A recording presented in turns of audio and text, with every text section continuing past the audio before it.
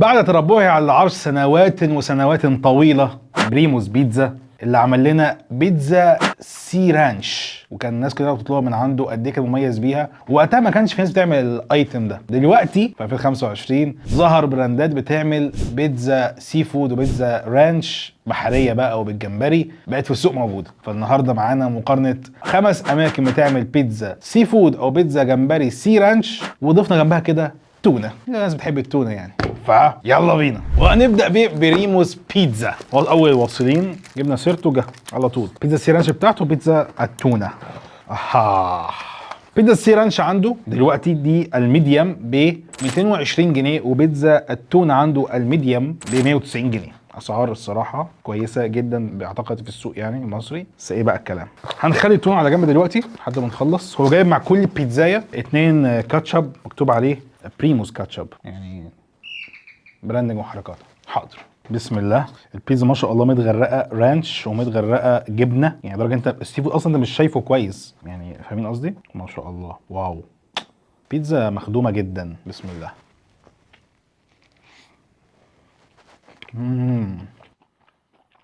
واو، ايوه كده، ايوه كده، ياه خطيره. بس نعرف ايه هو السي فود اللي فيها. فيها جمبري هذا الحجم تقريبا، وفيها كابوريا هذا الحجم، دي اللي هي الكابوريا اللي تبقى مقطعه حتت صغيره دي، العجينه دي. وفيها زيتون اسود وفلفل اخضر. دي المكونات اللي ايه اللي انا شايفها يعني، مع طبعا بقى الجبنه موتزاريلا كتير وصوص الرانش بتاعهم. دي البيتزايه. خطيره يعني بدايه كون هو جه اول واحد في الحلقه وبدا معانا كده، ده حلو ان احنا هنبدا نبني عليه، من ان هو من اوائل الناس او اول حد عمل الحوار ده. انا حضرته، ممكن في ناس حضرت حاجات تانية بس انا حضرت ده اول حد عمل الستايل ده. هل في حد تاني عمله او لا قبله؟ قولي في الكومنتات لو انتوا عارفين يعني، بس ده كان اول حد انا اعرفه يعمل هذا الشيء. بيتزايه في الجون. ادخل على بيتزا التونه، هتقولي اشمعنى جبت التونه؟ يعني في حاجات تانية. اولا عشان التونه معروفه قوي قوي، يعني الناس كده تعرفها، ما فيهاش افتكاسه، يعني هي بيتزا تونه حتى في البيت. يعني تحب بيتزا جبنه وبيتزا تونه، بحب بيتزا لحوم يعني. واعتقد زمان كان الدلاله السي فود كان على التونه، يعني هو لو انت في البيت يعني مش هيعملوا لك بقى بطارخ وكلاماري بيتزا، بيعمل لك سي فود يعني في البيت، هيبقى تونه على طول من غير ما تفكر، يعني هيفتحوا العلبه ويحطوا التونه على الوش وخلاص. فدي زي ما قلنا ب 190 جنيه. انا برضو التونه مش شايفها، يعني هي من كتر هم مغرقين. حاضر، مغرقين الحاجه فانت مش شايف اي حاجه. الله تونه، الله تونه جميله حلوه قوي. بسم الله. البيتزا مفروشه تونه، يعني بص كله كده بقى مفروش كده تونه من تحت الجبنه. واو، معموله بخلطه برضو. كميه تونه محترمه، طعم التونه واضح وباين جدا في البيتزا، طعم متوازن، مفيش كلام كده يتقال الصراحه. بيتزا النادي طبعا كواليتي الجبنه الموزاريلا عندهم بتعجبني، بيحطوا بقلب يعني، فدي حاجه برضو بتبسطني. يعني بدايه الحلقه موفقه اعتقد. وانا برضو من الحاجات اللي خلتني اجيب بيتزا تونه ان انا بابايا بيحب بيتزا تونه، اكيد هيعرف ده بعد الحلقه ياكل بيتزا تونه منين. بس كده نروح اللي بعده. تاني واحد معانا بيتزا 88، وده ما عندوش بيتزا تونه، الوحيد في الخمسه جاي النهارده ما عندوش تونه وما عندوش سي فود. هو عنده بيتزا جمبري رانش. شكلها مختلف تماما. بس ريحتها حلوه قوي، في ريحه عشان جمبري مقلي ده ولا ايه؟ في ريحه حاجه مقليه، ريحه حلوه. هذه البيتزايه ميديم ب 235 جنيه. اوكي، وجايبين صوص رانش معاها، فيلا بينا. بسم الله. طبعا الجبنه فرق الجبنه باين وفرق الرانش باين، بس هنشوف بقى الطعم. بسم الله. انا حاطط قطمه كبيره، ما حسيتش بالسي فود خالص، ما وصلتش اصلا تقريبا للجمبري او حاجه زي كده. بص انا اكلت جمبري، هل حسيت بطعمه؟ لا. يعني انا لو عامل لاين تيست ومغمي عيني انا بجد مش هعرف ان في جمبري اصلا. هي تحس انك بتاكل بيتزا رانش فراخ، نفس الاحساس يعني، مفيش طعم فراخ طبعا، في ريحه الجو يعني وبرده الرانش قليل قوي والجبنه قليل قوي. فنحاول، بص ادي مثلا واحده اهي فيها حته جمبريايه اهي، فانا هحاول ايه اسقطها كده في الرانش، نحاول نعمل اي منكش. بيتزايه حلوه، طعمها حلو، مش غنيه بالجبنه، مش غنيه بالصوصات، صوص بره انت عايز تزود. وكسي فود ما حسيتش بسي فود خالص خالص، بس هي طعمها حلو يعني. انا هاكل بيتزا طعمها لذيذ، هستمتع، بس يعني دي برضو ايه مش اللي هو هتقفل منها او بتاع، بكل امانه وكل صراحه يعني. بس انا رايح عايز اكل سي فود واحس بطعم الجمبري وتتبيله السي فود وبتاع، فدي ما قربتش اصلا الموضوع. هو اغلى من بريموز. طيب طبعا ده مثال احنا جبناه مره في حلقه اللي جت كافيه احمد اللي ورا كواليس وبتاع، بالذات احنا فعلا بنحبها. بس عادي بيكون عنده ايتم ساعات مش احسن حاجه، ده طبيعي، او اوردر خيش يعني، ده في الطبيعي بيحصل يعني. ده الموجود في الماركت، لازم عارفين كده كويس. اليس كذلك يا سيدي. اللي بعده بيتزا روما، جايبين بيتزتين برضو. هو كاتب على الاثنين هما رانش كاتش، مع انه في الحاجات اسمها تونه، بس هو مش عامل على تونه. الله الله الله الله. لا لا لا لا لا. صوص بافلو برجر، صوص رانش، ده برضه بافلو برجر صوص رانش. انا مش عارف هل في نادي لمحبين هذا الفلفل الجميل، يعني انا ده بعشقه. يعني لما بلاقيه كده يعني لازم يدخل معايا جوه المود، ولما بلاقوش بتضايق، وده بيبقى صغير قوي او متعفص كده بتضايق. هل انتوا زيي؟ في ناس زيي بتحب هذا الشيء، انا بعشقه جدا يعني. طبعا بيتزا السي رانش هنا دي ب 374 جنيه، سعر ما شاء الله كبير. بس اني ارى يعني كلاماري وارى جمبري، شافوا حاجات مشويه كمان، يعني حاسس في حاجات مشويه، فدي حاجه حلوه. وبيتزا التونه بي 240 جنيه برضو رقم، بس ارى برضو تونه كتير على الوش حلوه. طيب احنا ايه، نخبي تونه على جنب وندوق دي. نفس تقريبا برضو التعليق اللي انا قلته على بيتزا 88، الجبنه مش كتير والصوص برضو مش كتير، ولكن معاك صوص خارجي ما تنساش ده طبعا. يعني قبل ما اكل، قبل ما اي حاجه، الجمبري صغير جدا، شايف يا عم الحاج؟ هو ده، هذا هو الجمبري. انا حاسس كده بقيت شخص تاني. بالنسبه للكاليماري اللي احنا شايفينه، طبعا هو ده برضو قطع صغيره. بسم الله. بص بيتزا حلوه قوي، حلوه قوي. الجبن طعمها كويس، الزيتون طعمه حلو، الزيتون كمان الزيتون الاسود ده كويس بتاعته محترمه، نظيف قوي. ولكن جمبري قليل قوي، وطعم السي فود مش باين ارض في البيتزا. اعتقد ده ميزه حلوه لو حد بيقفل من السي فود، فلو اكل الحاجه دي مش هيتضايق والله. يعني لو انت شخص طعم السي فود ما بتحبوش، لو اكلت عند بيتزا 88 او اكلت عند روما دلوقتي مش تتضايق، مش حاسس هو قفلك. ان لو رجعنا اول واحد جبناه بريموز، بتاكل سي فود، بتاكل جمبري في ريحه خلطه السي فود. هنا ده مش موجود، بس طعم البيتزا حلوه، انا اكلتها اتمزجت. وده انا كده ما زودتش الصوص، يعني بالصوص ده كمان طعمه حلو قوي، حلوه فعلا يعني. طبعا الخلطه اللي عليه هو حاطين زيتون وحاطين فلفل اخضر، في حاجات متقطعه عليه فيها سي فود. يعني انا مش عارف، بحاول ايه ده ايه ده ايه ده بقى، ده متنطور كده في كل حته جوه البيتزا، مش باين اصلا، مش باين في الكاميرا اصلا مخرج. يعني حاجه لما اكلتها لوحدها فيها سي فود وطعمها حلو، معرفش ايه، بس ازاي حلو قوي والله. اقدر اخلصها، بس مش تبعنا، مش هنا. صوص الرانش ده عالمي، شبه بتاع بابا. انا مش عارف، انا متكيف، مش عارف ايه السبب والله. ماشي، ندخل على التونه.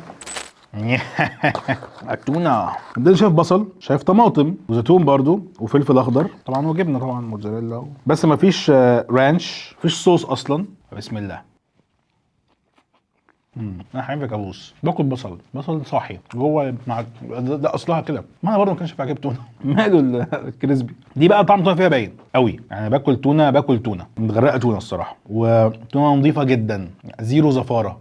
يعني ممكن بريموز فيها مثلا 5%، يعني بدي تشبيه كأي كلام، يعني 5% حاجه كده فيها هنت. ده صفر. تونه بيور قوي، طعمها حلو قوي. هحب وش احط لها مثلا رانش او حاجه تبقى تحفه. لو انا حتى قدامه اقول له زود لي عليها صوص، ولو قدامه طبعا اقول له شيل بصل، يعني انا كعمر يعني. بس طعمها حلو، ودي اقدر اقول عليها ان انا فعلا حسيت بطعم العنصر اللي احنا طالبينه عشانها، التونه، عكس السي رانش الصراحه. تقريبا القطمه دي ما فيهاش بصل، هل ده عيب ولا فين البصل؟ وحد تاني بيحب البصل، فين دي فيها البصل ليه؟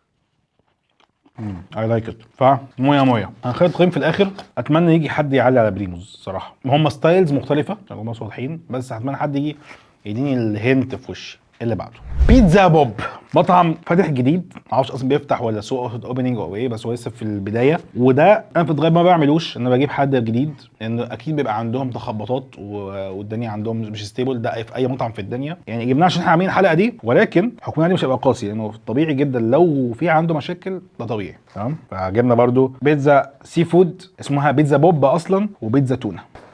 الله دي هنا ودي هنا. بيتزا بوب الميديم دي ب 330 جنيه، والتونه الميديم عنده ب 120 جنيه، سعرها حلو جدا. نيجي على بيتزا بوب، هنا انا شايف جمبري كبير، شايف هو كاتب عندهم حاطين كالاماري وحاطين بطارخ. يعني هو اصلا هو كمان يعني براند متخصص في السي فود بيتزا، يعني ما عندوش حاجات تانية بيتزا، هو كله سي فود. نبدا بالسي فود، بسم الله. هم كاتبين وحاطين كمان سلمون وحاطين بطارخ وحاطين، انا شايف طبعا زيتون، شايف كاليماري، تقطع حاجات صغيره كده. بسم الله. اوف. ده بقى حاسس فعلا غطست جوه البحر. يعني ده هتحس بالسي فود غصب عنك. سي فود سي فود. واو. ده حاجه من الجمبري كويس والله، معقول. قطع كريميه صغيره كده متنطوره في كل حته، مطروخه. في جمبري اكبر كمان، يعني مش كل الجمبري نفس الحجم، في جمبري مختلف الاحجام، كذا نوع جمبري. وطبعا هم كاتبين ده سلمون، هو فعلا سلمون، مع شويه زيتون بسيط، مع فلفل وتقريبا طماطم، وفلفل هنا اللي هو الفلفل الاصفر مش الفلفل الاخضر. واحده كمان. ماشي، يعني انا اتبسطت، بس في يعني كام كومنت بسيط وجهه نظري الشخصيه، انه التوبينج حلو كسي فود، حلو جدا لا يقول عليه. اعتقد ده اعلى حد جاب سي فود، لان هو هنا حتى في بريموز ما عندوش التنوع ده في السي فود، مع ان مش اي حد هيحب ده. يعني مش كل الناس تحب حوار الكاليماري مع البطارخ مع السلمون، يعني في ناس تحب الجمبري بس، فطبعا دي ناس تانية. بس قصدي لو انت تتكلم على سي فود رانش، يعني مبدئيا عشان دي بيتزا، فهنا العجينه مش احسن حاجه. يعني العجينه فعال يعني كبيتزا وايز لا مش قويه، حلوه كويسه بس مش اللي هو ما تخطفكش. وجهه النظر الشخصيه الثانيه، محتاجين نزود صوص احنا بقى. يعني انت بتطلب قول له اكسترا صوص، لان يعني الصوص مع التوبينج الكتير ده، التوبينج مغطي على الصوص، انت مش حاسس بالصوص اصلا، فمحتاج تزود اكتر صوص عشان تحس بالايه بالبتاع. وممكن تزود جبنه كمان، يعني برضو الجبنه، انت فاهم قصدي، توازن التوبينج مع الحاجات المحطوطه بقى. التوبينج اللي هو السي فود، توبينج السي فود مع بقيه الحاجات مش متساوي، يعني هو التوبينج السي فود غطى على الباقي، فانت محتاج تبقى في توازن اكتر من كده بالنسبه لي. بس قنبله نوويه، قنبله نوويه حرفيا. ماشي، نروح على التونه. حاضر. بسم الله. طبعا اكيد نفس الكلام في العجينه، واعتقد هي باين شكلها مختلف شويتين. بسم الله. دي اهدى كتير بقى كزحمه يعني في البق.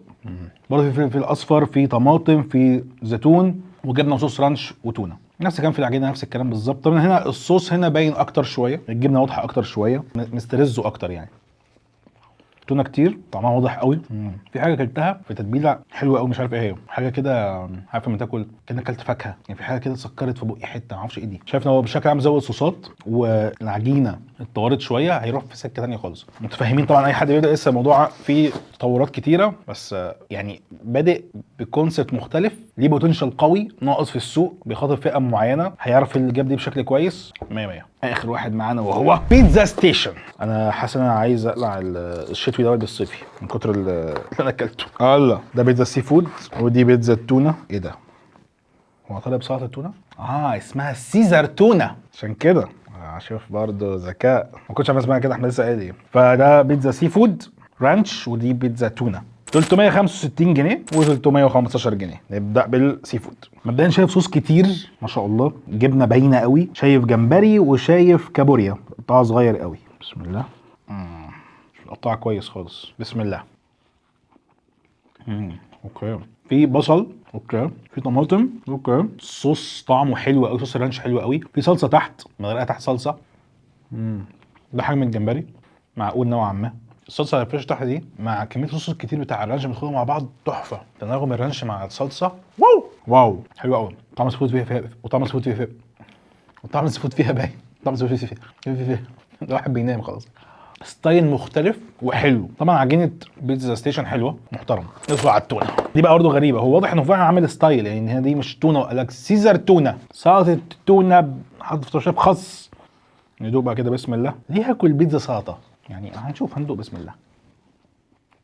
في بصل برضو، شامم ريحه شوي او طعم شوي او حاجه اتشوحت تقريبا. تونه اتشوحت في حاجه، او التونه مش متشوحه، ممكن طلعت اخدت فلفل اسود وبتاع، يعني مش محطوط زي ما هي كده وخلاص. تاني. عجبني هم خرجوا بره الصندوق خالص، مختلفه وفعلا برضه طعمها حلو. يعني ممكن اطلبها عادي، مش هقول مش هقول اللي قلت من شويه اللي هو دي اطلب سلطه التونه في البيتزا. حلوه فعلا، بس السي رانش عجبتني اكتر، يعني فكرها وطريقتها عجباني اكتر. دي حلوه. الصوص هنا مش متوزع كويس، في اماكن فيها صوص كتير، اماكن فيها صوص مش كتير، وباقي هو مش جايب صوص بره كمان، فدي نقطه مش احسن حاجه. وطبعا مش رخيص، غالي. يعني بيتزا ستيشن حاليا في المقارنه اللي احنا فيها دي هو براند بيقدم منتج غالي في الحلقه، كواليتي حلوه. برضه التونه زيرو زفاره، ما حسيتش بحاجه، كميتها محترمه جدا، نفس الكلام اللي قلته برضه قبل كده في حاجات تانية. بتدفع رقم، بس في برضه كواليتي بتاخدها كويس. هل ده بقى احسن قيمه مقابل سعر في الحلقه؟ هنشوف دلوقتي، يعني هنقيم بقى كل ده. تعالوا نلخص الحلقه. بيتزا سي فود وبيتزا التونه. طبعا فرق واحد عشان في هنا في حد ما جابش تونه. طبعا الترتيب ده شامل الطعم والسعر، يعني الكواليتي والطعم والسعر يعني مع بعض، كل حاجه مع بعض. نبدا بالتونه. اقلهم بالنسبه لي هو بيتزا ستيشن لانه سعره عالي قوي، طعمها حلو وكل حاجه بس سعره عالي جدا، مع ان في ناس هنا معانا في المقارنه عاملين طعم حلو جدا برده بس اسعارها اقل. بعد كده بالنسبه لي بيتزا روما طعمها حلو بس برده غاليه. بعد كده بيتزا بوب ارخص واحده معانا، بيتزا تونه خطيره ولكن مش اجمد واحده، ولكن اجمد سعر مع اجمد كواليتي هو بريموس بيتزا. قوي جدا جدا جدا، اغلى من البوب ولكن جبنه متغرقه تونه كتيره جدا، طعمها حلو. هو التونه بس عنده صفر سيكا، يعني اعتقد مش عارف ايه سببها، ممكن نوعها او هو بيتعامل فيها بروسس بشكل معين، في شويه زفاره صراحه في التونه بتاعته، ولكن لو اكلتها مش تتضايق. لو انت بتحب السي فود اصلا مش تتضايق، مش تاخد بالك من الموضوع ده اصلا. فده ايه التونه من وجهه نظري الشخصيه. نيجي بقى لايه للبيتزا سي فود. قال لهم بالنسبه لي بيتزا 88 اضعفهم في حاجات كتيره جدا،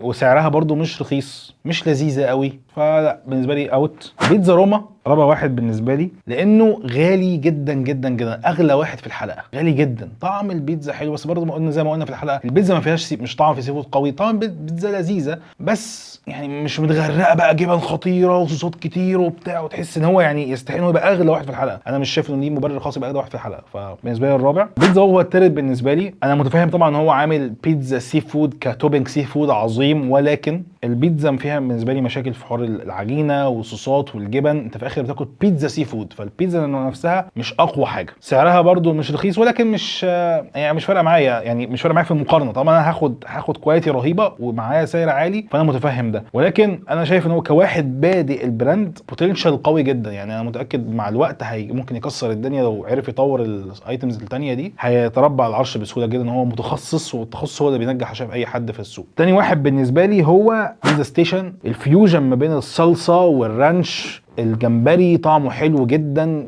تركيبه البيتزا حلوه مختلفه. مشكلتي مع ميسي ان هو غالي جدا برضو، ولكن حلو. وطبعا يعني واحد مقدم قيمه مقابل سعر مرعبه. بريموس بيتزا برضو زي التونه كده، بس انا مفيش زفاره قوي، يعني مش هحس بزفاره. مرعبه خطيره، يعني شابوه عليهم الصراحه. عاملين بيتزا سعرها حلو جدا، كميه الجمبري فيها كويسه، متغرقه جبن، متغرقه صوص، خطيره الصراحه خطيره. فبريموس بيتزا الصراحه يعني يظل على العرش، ولكن السوق بيتغير والناس بتتطور. يعني واحد مثلا زي بيتزا ستيشن عامل منتج قوي جدا ينافس جامد للناس حتى اللي مش فارق معاها السعر خالص، يقول لك مش فارق معاها السعر. بيتزا ستيشن الصراحه عامل منتج مرعب في السوق، فدي حاجه حلوه الصراحه انت تشوفها، يعني بتلاقي في تنوع في السوق قوي يعني. بس اتمنى الحلقه عجبتكم، وقولوا لي حابين نشوف ايه تاني في السوق ونجرب ايه تاني. عجبتك الحلقه لايك وشير وسبسكرايب. شوف الحلقات اللي فاتت ان شاء الله والحلقات الجايه. بس كده كان عمرو شريف من قناه عمرو شريف. سلام. بيوم بيوم بيوم بيوم بيوم بيوم بيوم.